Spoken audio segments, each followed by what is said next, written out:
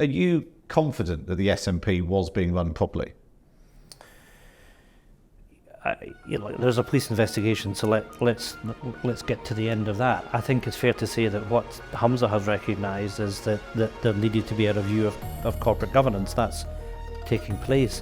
Corporate governance expectations have changed in all walks of life over the course of the last few years, and let's make sure that we absolutely get this right.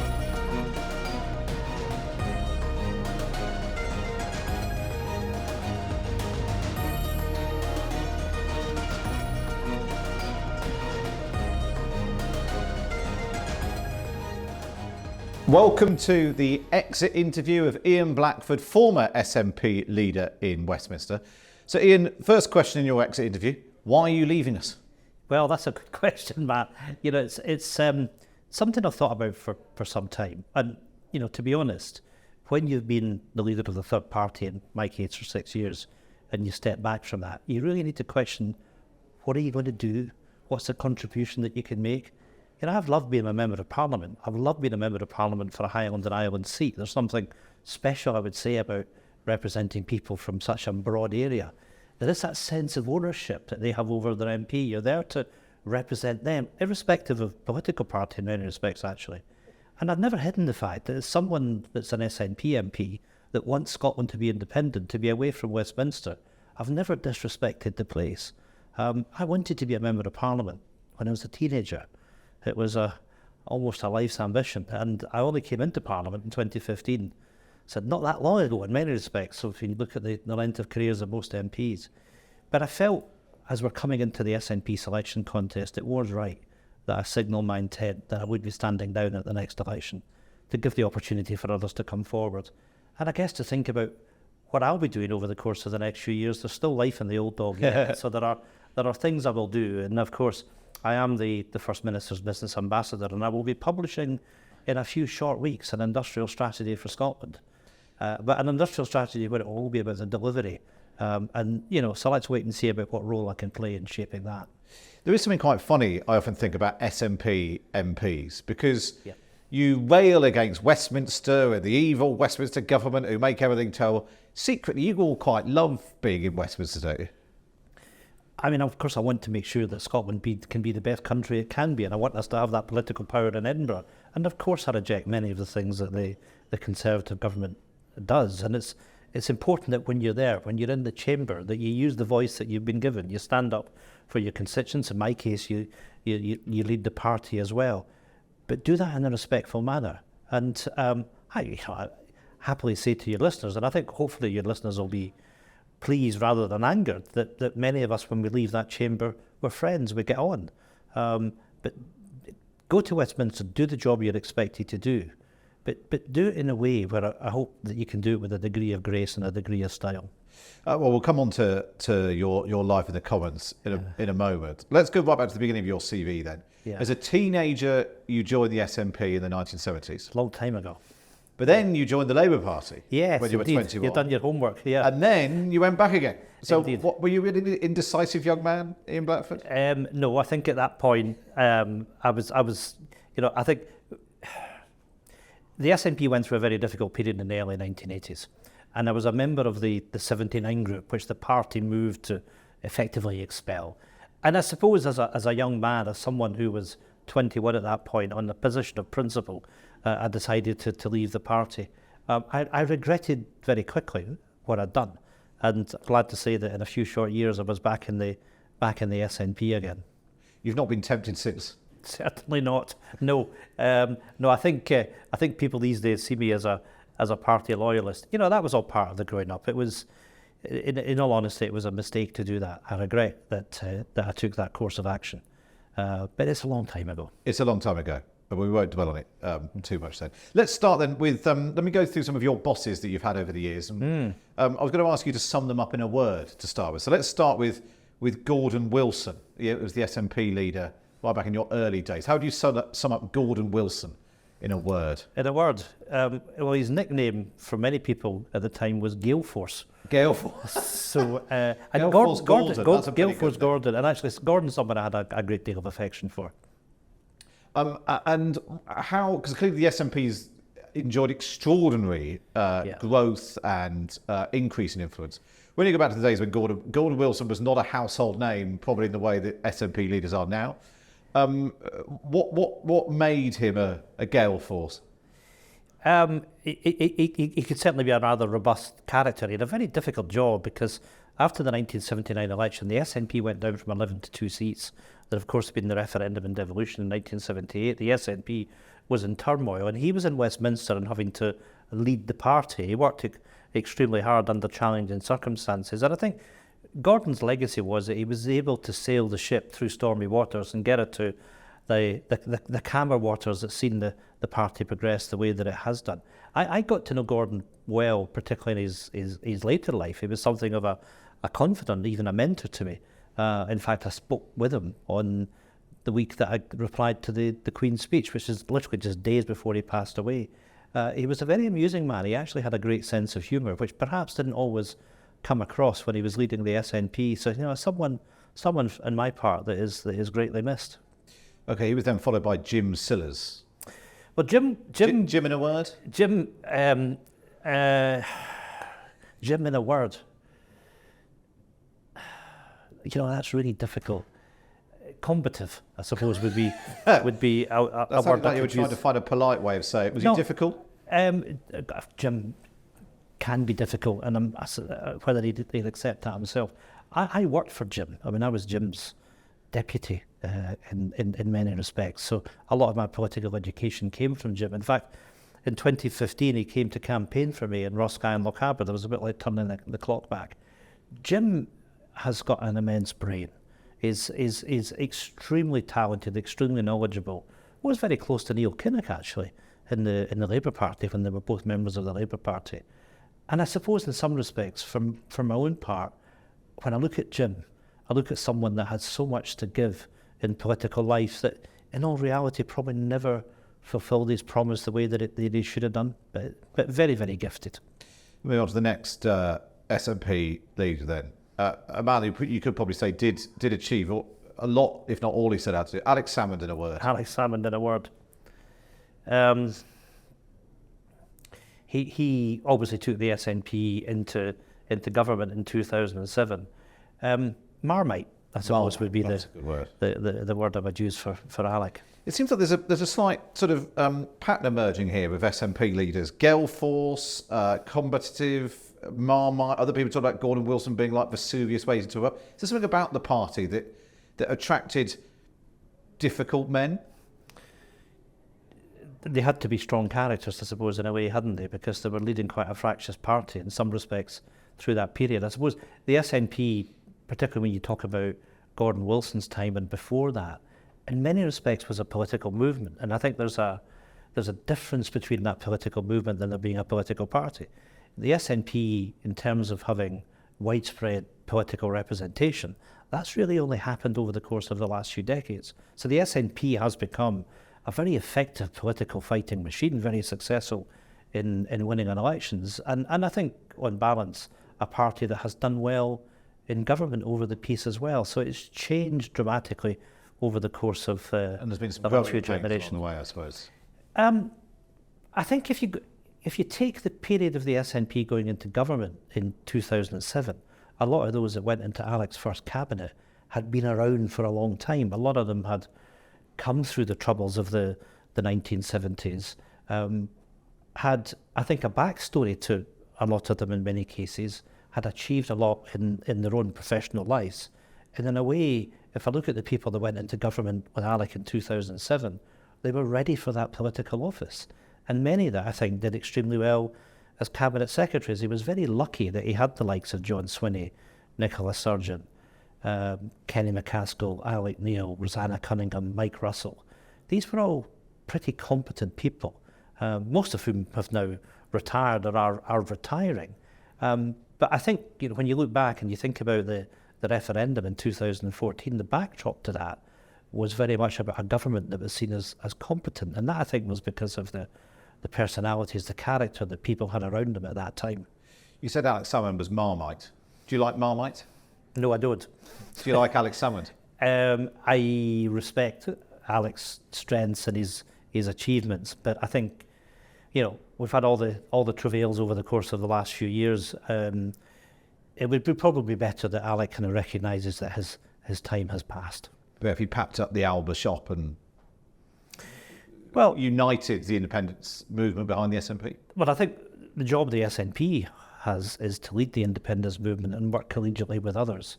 I think it's fair to say that ALPA haven't really made any kind of electoral impact in any of the elections that they've stood in. But I recognise the job that we've got to do.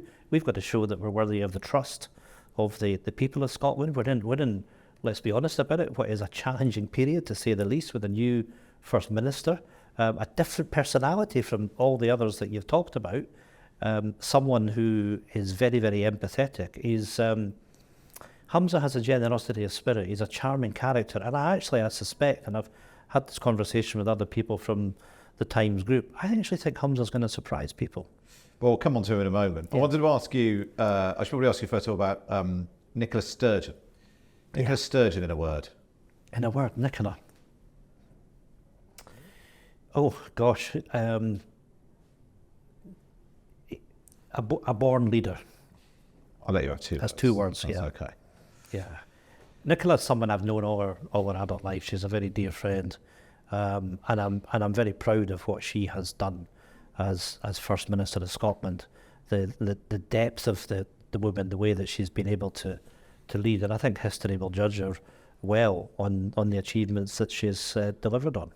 What has she achieved, though? Because it was Alex Salmond who massively expanded the support base of the SNP, got into government, which is also where she remained. But she didn't get independence. She didn't even get a second referendum.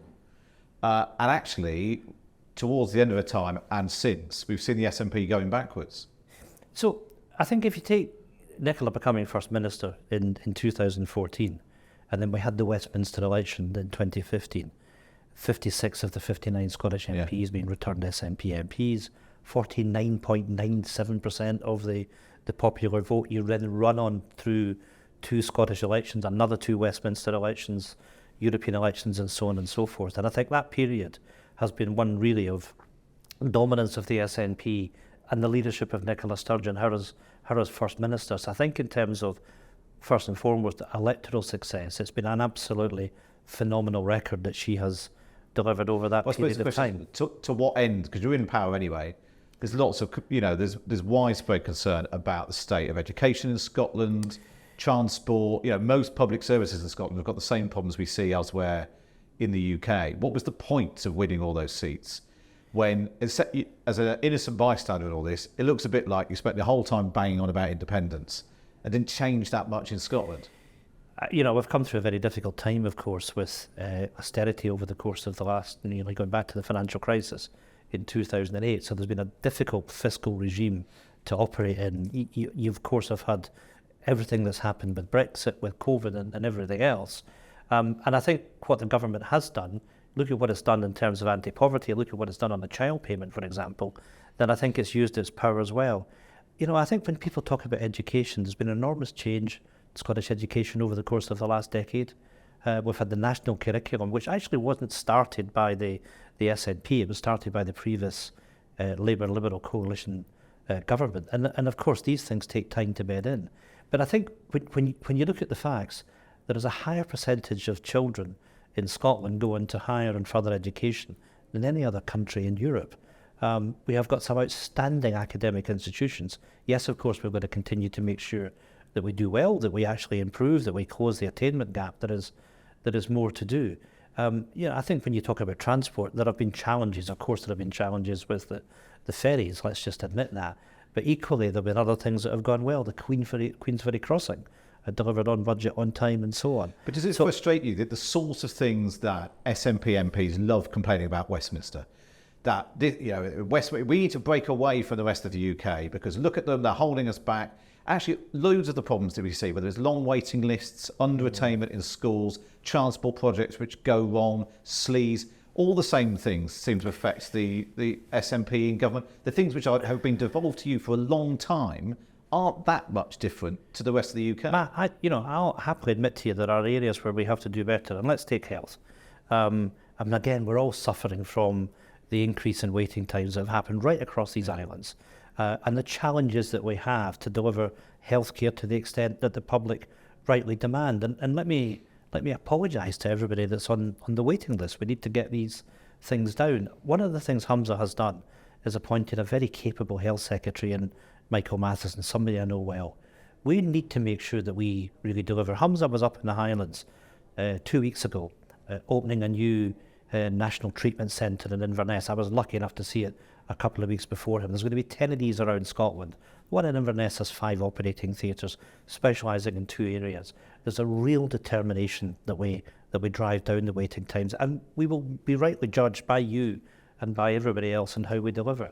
There's a big job to do to get this right over the course of the coming period. But let me say to you that when I fought my last election in 2019, when I speak to people, people's experience of the NHS, when they need the aid of the NHS, particularly for acute care, is generally very good. Unfortunately, with family members, I've seen a number of family members that have had to access the NHS over the course of the next few months, and we should applaud the professionalism that we have with the service. But of course, we need to make sure that it works for everybody all the time. But I know, when you talk about the current record of the SNP, and much of this is actually down to Humza when he was health secretary, we have not lost a single day through strike action in the Scottish NHS over the course of the last 12-month period. So we've managed to, I think, get ourselves through that workforce crisis in terms of making sure that we can deliver for which certainly isn't true in much of the rest of the country. But it was under Nicola Sturgeon, you mentioned this, under Nicola Sturgeon, you first became an MP,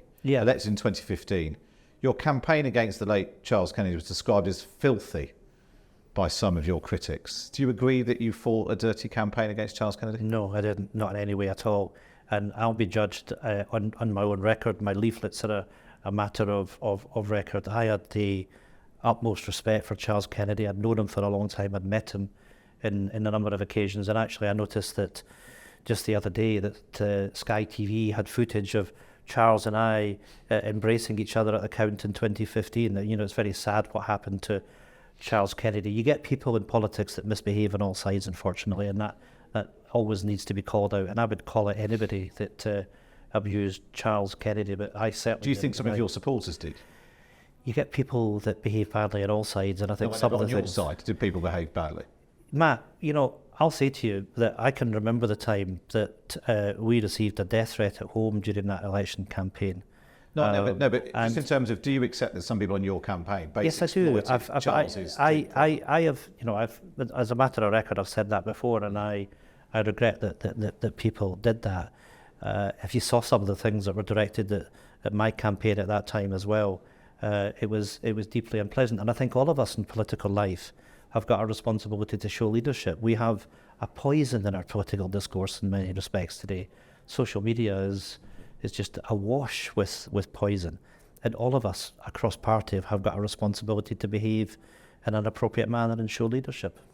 Let's move on to your next leader then. We've already touched on him briefly. Humza Yousaf, in a word. Humza, empathetic. Empathetic. He's got the worst job in politics at the moment, hasn't he? He can't get a break. Every time he wants to talk about something, along comes another police arrest. Well, there's a police investigation, and I think that there are some challenges, I suppose, with the way our system works and the language that's used, because in order for someone to be cautioned in Scotland under oath, then what happens is they have to be arrested as part of that process. Let's wait to see what happens at the end of this police investigation. And of course, Humza has to deal with all of that, and at the same time, make sure he gets onto the front foot to talk about the things that he wants to do.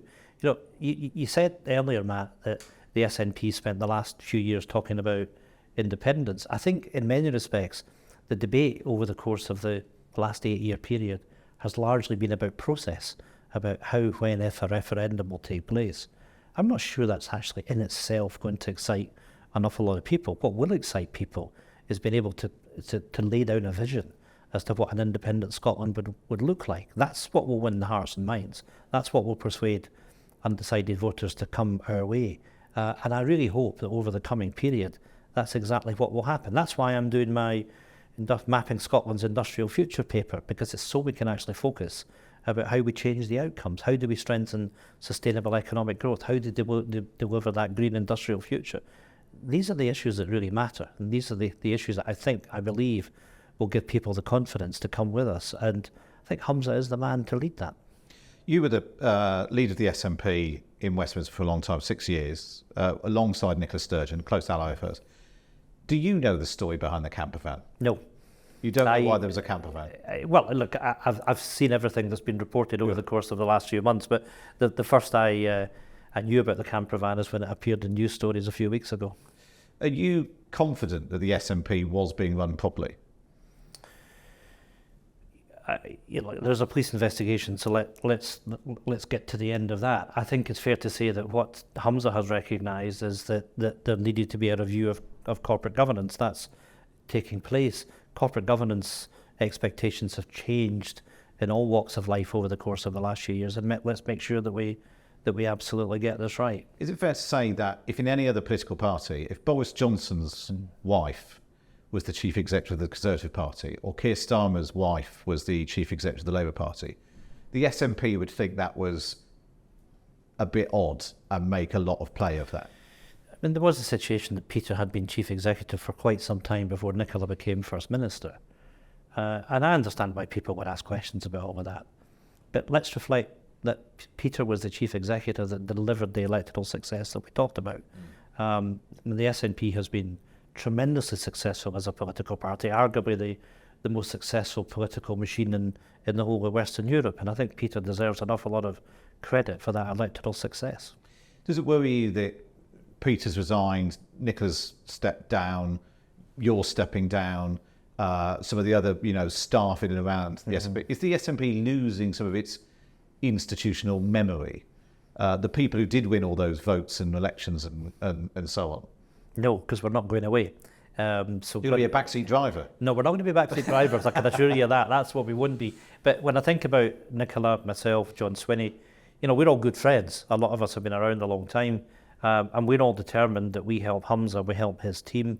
I speak to Humza on a very regular basis. Saw him last week. And we will make sure that we assist him.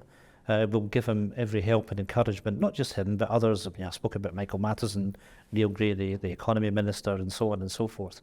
So we need to be, if I may say so, as party grandees, and I'd include Mike Russell in that as the party president. We've invested a lifetime in this. And we certainly want to make sure that when it's required, when advice is required, when they want it, that myself and the others that I've spoken about, we will be there to do that. Would you like to see Nicola stay in the Scottish Parliament then for the long term? Or is there a point at which a former leader does have to step back? Like you said, you think that Alex Salmond needs to recognise that maybe there's a period to step back and be quiet. Does Nicola need to do the same? No, and I think it really does depend on circumstances and the personalities. I mean, if you think about someone like Theresa May, for example, no longer being Prime Minister, Theresa May is a very effective Member of Parliament, works hard for her constituents. She's decided that she wants to stay in Westminster. I guess, Matt, everyone has to make their own mind up as to how they can best play a part. Nicola is a relatively young woman, and there's no doubt that whether it's in serving the cause of the SNP of Scottish independence or whether it's somewhere else, I suspect that there's still a big job in Nicola somewhere or other, and what that is, let's wait and see. But Nicola has an awful lot to give, whether it's in public life or whether it's elsewhere. Well, Ian Blackford, you mentioned Theresa May. Let's talk about your role going up against, during your time as leader of the SNP of Westminster. You went up against quite a lot of Tory Prime Ministers. Four.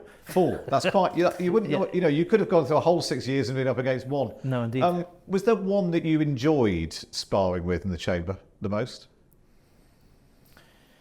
I enjoyed Prime Minister's question and being combative with whoever was there. They were all very different personalities. I have to say, I found Boris Johnson very frustrating because of the way that he saw the role of Prime Minister and how he behaved. So let me just explain that a wee bit.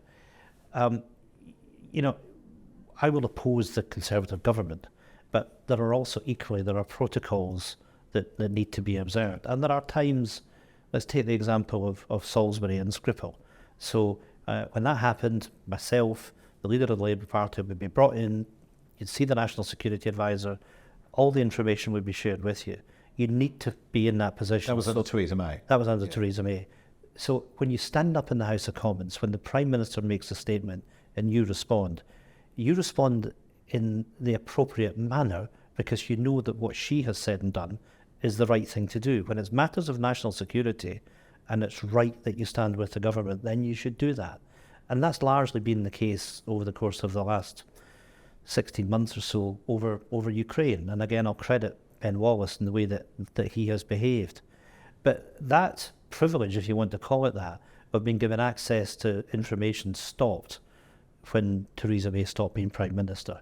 And if I give you an example of the withdrawal from Afghanistan, there was no intelligence briefing offered to myself or to Keir Starmer at that point, and we were expected, of course, to behave in an appropriate manner at the dispatch box. And I complained bitterly that we're expected to play a role, but we're excluded from the information which is necessary for you to be able to perform the job that you need to do. We were offered eventually a meeting of all opposition leaders with the national security advisors, and I said, no, this is not right.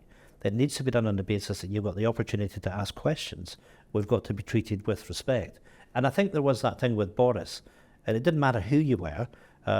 If you were not one of Boris's friends in the Conservative Party, so those in the Conservative Party that weren't on side with him, all the opposition parties, the devolved administrations, the overseas territories, the crown dependencies, we were all the enemy, and we were treated as such. And I found that very, very difficult to come to terms with, because there are times where you do actually have to work together. Governments have to do that. The devolved administrations have to do that, and it was extremely difficult with Boris.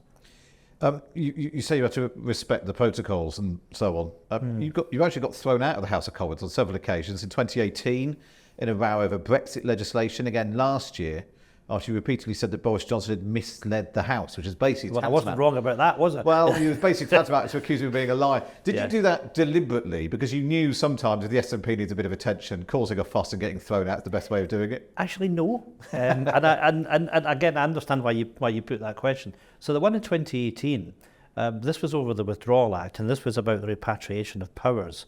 And powers in this case that should have been devolved to the Scottish Parliament, that Westminster was grabbing back. And that bill, when it went through Parliament on the Tuesday evening, there was literally 15 minutes for third reading. I wasn't given the opportunity to speak. And I think it's fair to say amongst my colleagues, and particularly with the First Minister, there was outrage. And so there was an expectation on me that I had to do something. And so I sat down with my advisors, with my deputy that morning. There is something in the rules of the House of Commons that you can move a motion that the House sits in private, which it would have allowed us to make a statement. It would have stopped Prime Minister's question for a vote to be called.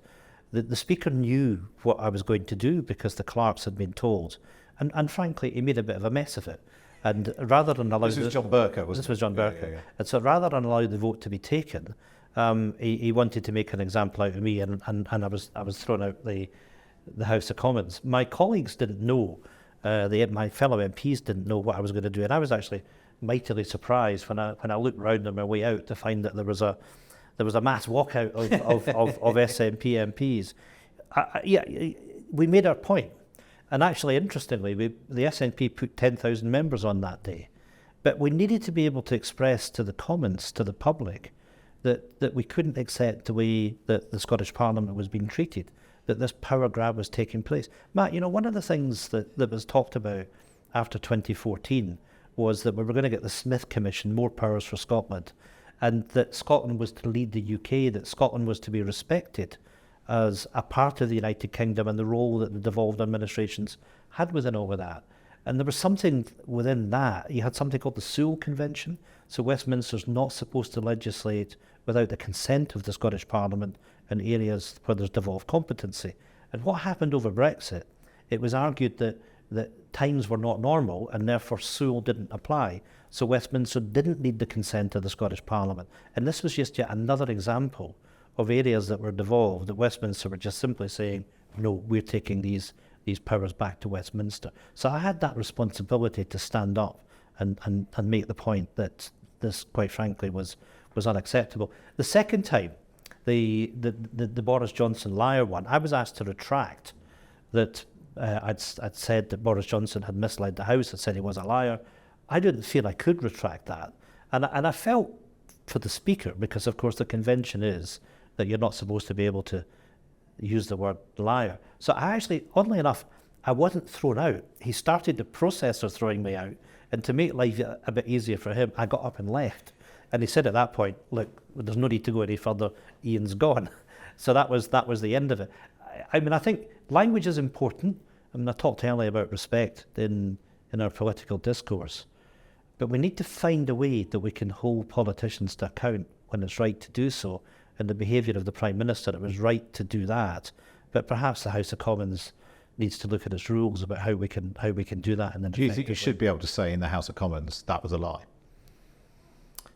Yes, but I think you need to be sparing in how you can do that. Let me give you another example.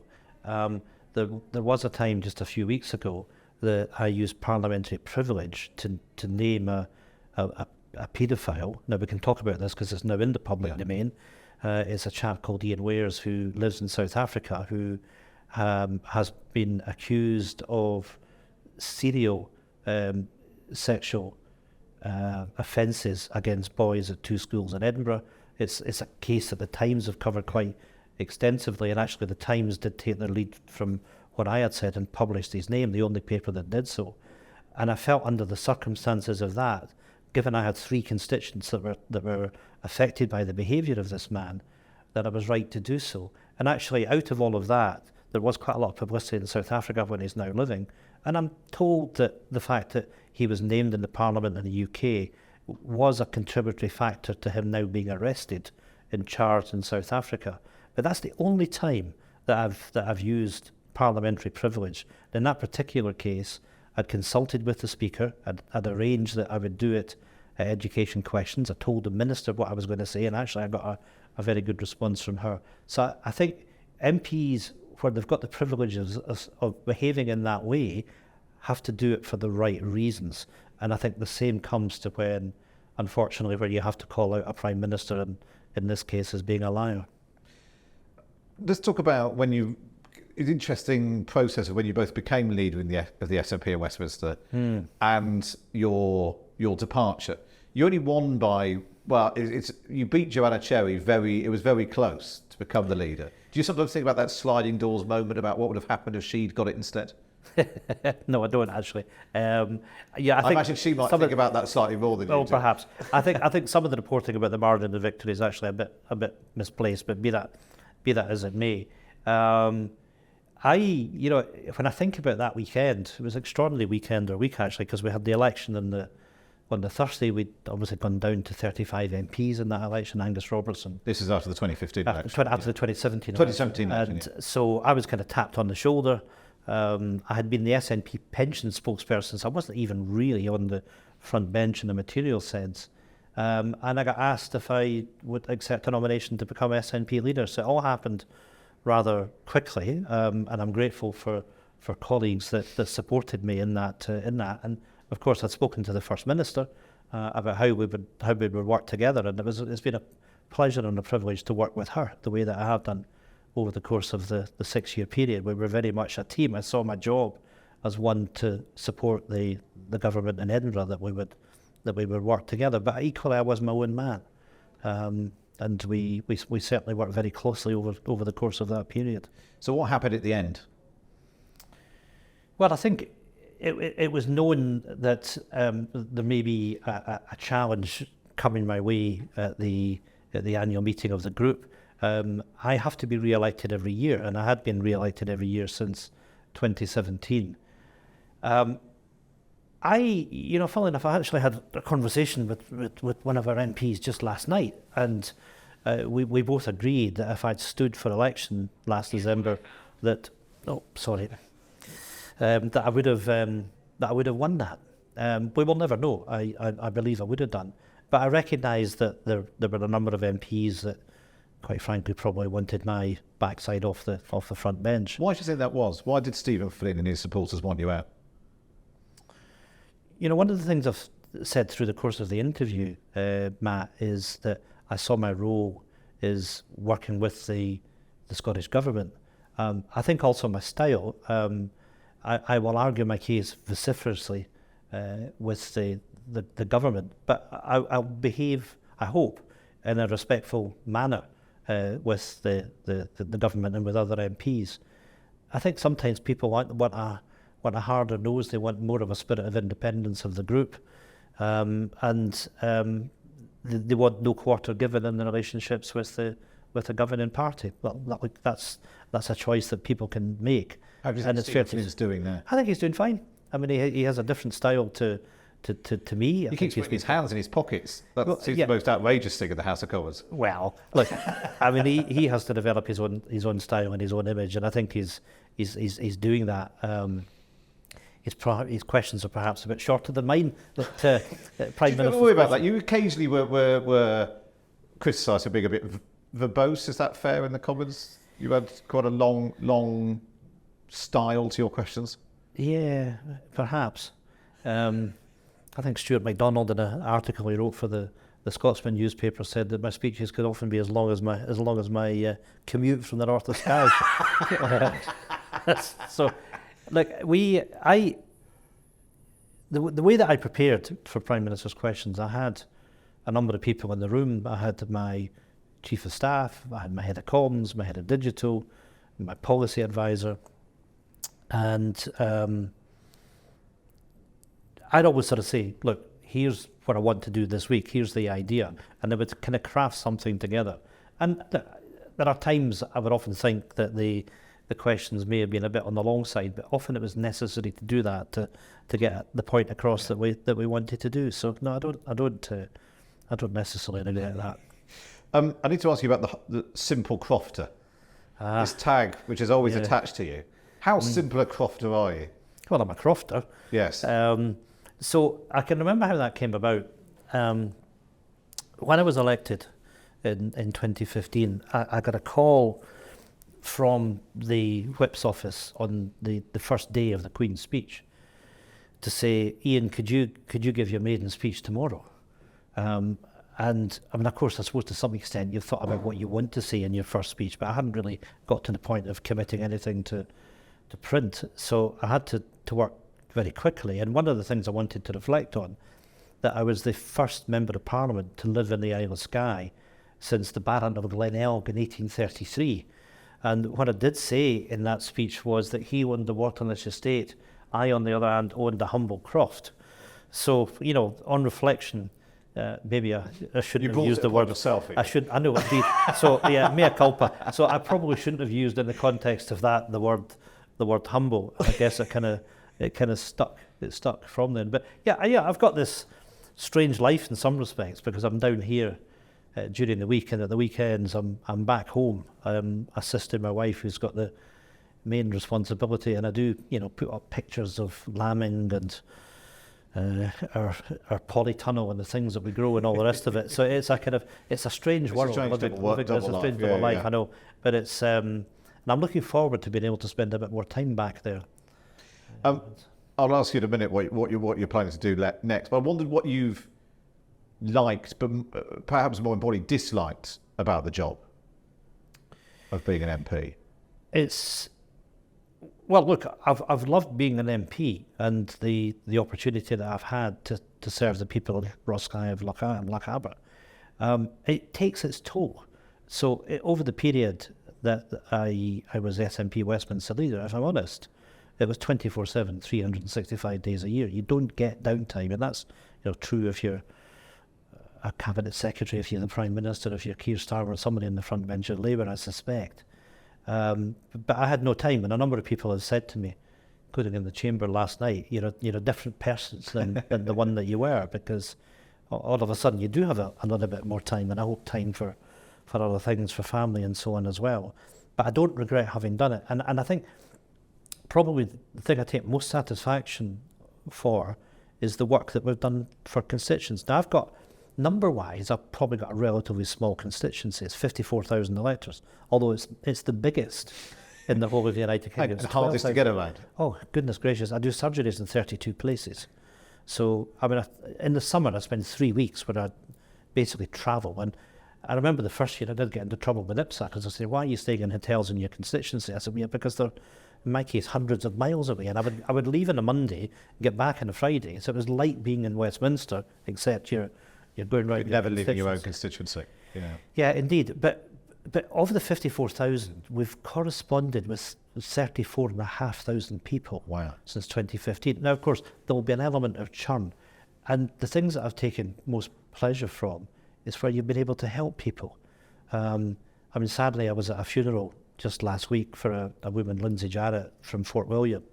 And I'm not taking the sole responsibility for what we did for her, but we were able to work with others to make sure that she got a double lung transplant, which was down in London. Sadly, she didn't die from her degenerative lung condition, she died from sepsis.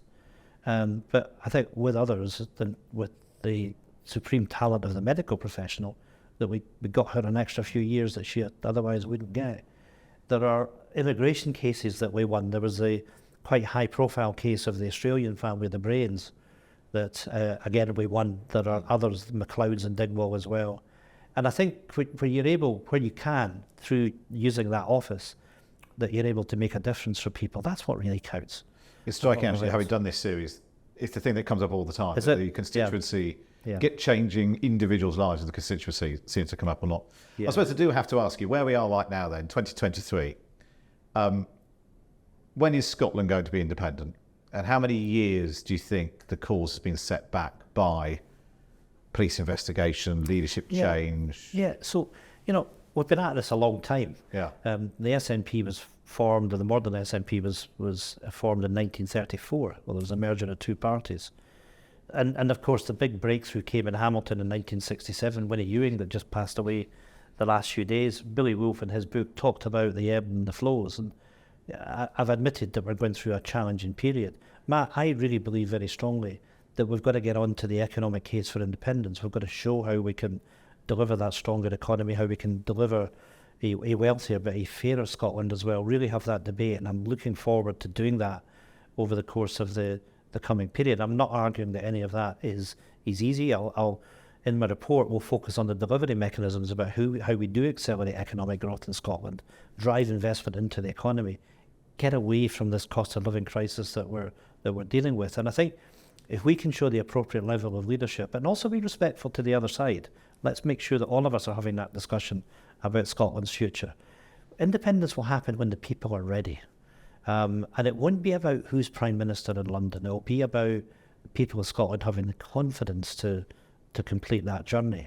That is up to us to win those arguments. We've had in excess of 60 meetings in this review process that I've been engaged in. And I've been struck by, this is not saying about the politics of any of the people, the companies, the institutes we've met, that everyone wants Scotland to be a success. We need to harness that energy. We need to make sure that we've got the right policies in place. We need to get on with it.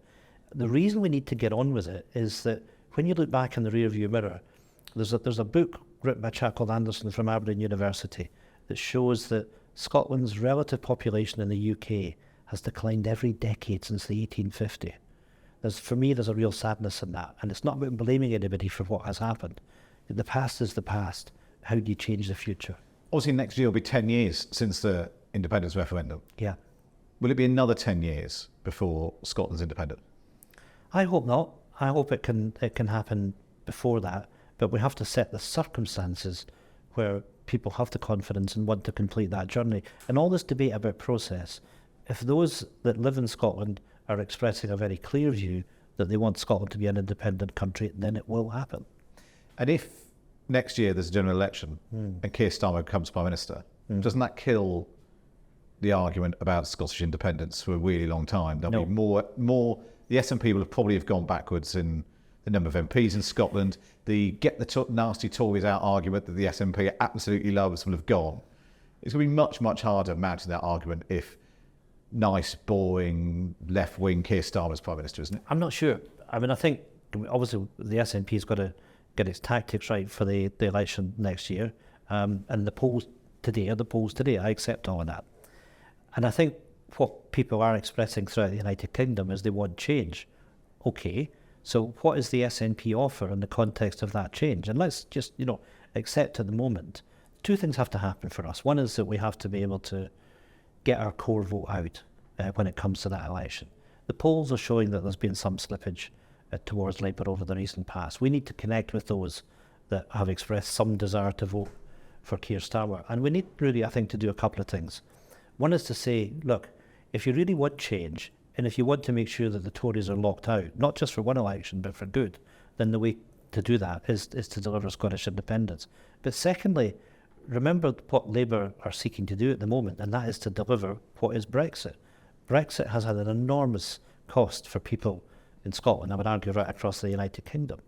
And we need to remind people that Labour are not going to take us back into the single market and the customs union, not going to give us the freedom of movement that we need in order to get the workforce that we need for our hospitality industry and others, for example. So there's a clear dividing line there, but we need to talk about what we want to do, what is the positive message of independence. And in that sense, Keir Starmer has no answer to that question. So finally then, Ian Blackford, in your exit interview, what are you going to do next? I don't know. I've written this paper. I've obviously got my role as the SNP's business ambassador, so I'll do that. And Humza has said that he wants me to assist in that work. I still have a number of years in me, so let's wait and see. I want to get through the next 15, 18 months that I'm still in Parliament. I'm not going to accept any external positions in the short term. Before I came into Parliament, I ran a consultancy business. I had a number of non-executive directorships. I may look at doing some of these things again. I've been delighted to say that the Prime Minister just yesterday appointed me to the Committee of Standards in Public Life, so that's a fixed 3-year appointment. That'll take up some time. So I think there are things I can do, hopefully, where I can use my talents to help in public life, but let's wait to see. You might start missing Parliament if you're not an MP. Well, the SNP has a position that we don't accept appointments to the. Oh, you make an exception for you. You like being in Parliament a lot. Of course, I like Parliament, but we don't subscribe to an unelected chamber. I would take the view that you do need a second chamber. I think it should be reformed, but so we'll wait and see. Wait and see. Ian Blackford, very best of luck to it. Thanks so much for joining us on your exit interview. Thank you.